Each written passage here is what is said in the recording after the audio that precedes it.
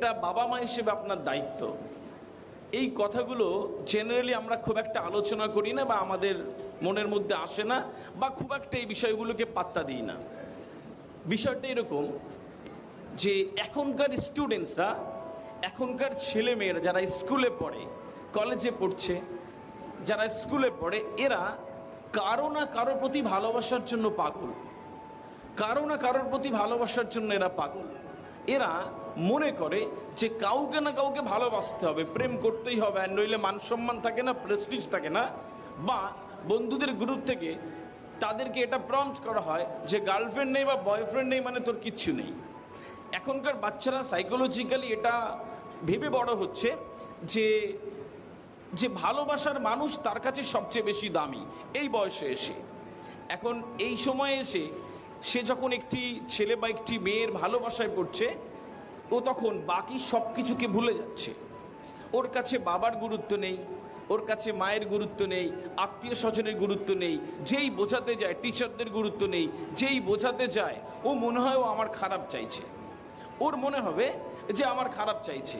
সুতরাং এটা আসলে ভালোবাসা না, এটাকে অ্যাট্রাকশন বলে। এই অ্যাট্রাকশনটা ওদের মধ্যে এমনভাবে সাইকোলজিক্যালি ঢুকে গেছে, social media, television, Facebook, YouTube সব কিছুর দৌলতে ওর মধ্যে এমন একটাভাবে ঢুকে গেছে, ও মনে করে যে এটাই এই মুহূর্তে আমার কাছে সবচেয়ে কাঙ্ক্ষিত একটা জিনিস, এর বাইরে আর কিছু নেই। বিষয় হচ্ছে যে এই জায়গা থেকে আপনার সন্তানকে বোঝাতে হবে যে এইটা আসলেই আসল ভালোবাসা নয়। আমি প্রকৃতপক্ষে বিশ্বাস করি যে এই পৃথিবীতে প্রকৃত ভালোবাসা বলে কিছু হয় না। প্রকৃত ভালোবাসতে পারে একমাত্র আল্লাহ সুবহানাহু ওয়া তাআলা। তো কি হচ্ছে যে এইটা যে খারাপ জিনিস, এটা ওকে বোঝাতে হবে।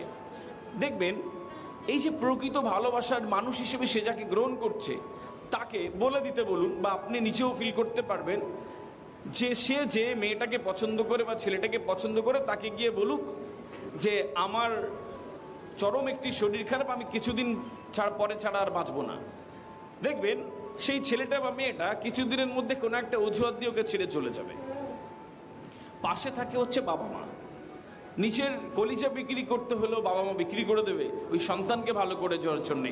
আরও আঁকড়ে ধরবে বাবা মা, আরও ভালো ব্যবহার চলে আসবে, আরও আদর, আরও মায়া মমতা বেড়ে যায় যখন এরকম কোনো সন্তান বলবে।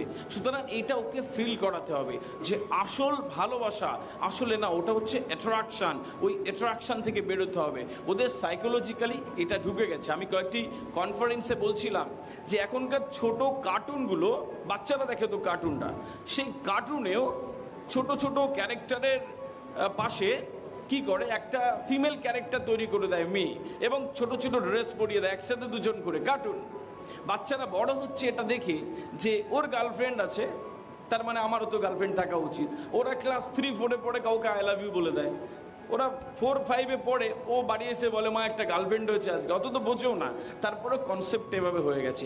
এই জায়গা থেকে ওদের বের করতে হবে। এখন এই বয়সটা হচ্ছে তোমার ক্যারিয়ারের বয়স, এই বয়সটা হচ্ছে তোমার ওঠার বয়স, এই বয়সটা হচ্ছে যে তোমার পড়াশোনা করার বয়স।